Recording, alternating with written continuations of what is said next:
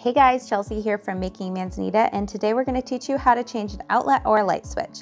Now, I just want to take a moment to say here that electrical work can be a tricky DIY, so be sure to stay smart and stay safe. You want to start by turning off the power to the outlet.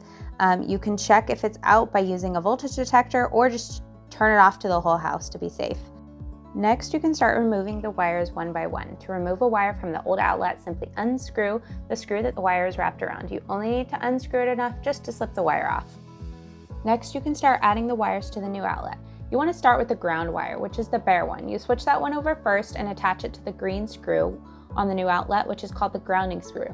We live in an older home, so we don't have a ground wire on this outlet. You may not see one either.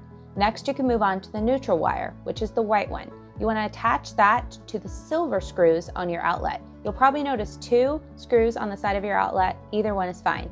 Next, you can move on to the black wire. That is the hot one. You want to attach that to the brass or gold screws on the other side of the new outlet.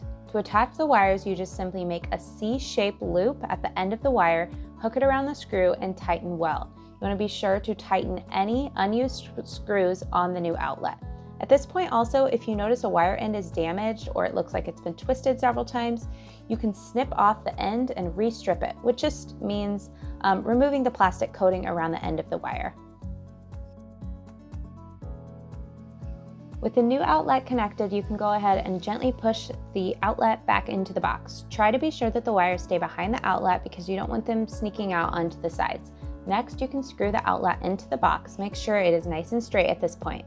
Lastly, you can add your new faceplate and you are done. Be sure to read your outlet's manufacturer's instructions thoroughly before beginning because they may differ from our tutorial, and be safe and be smart when you're working with electrical. Hope you enjoyed this video. Be sure to like it, comment below, and subscribe so you don't miss the next one. We'll see you next time.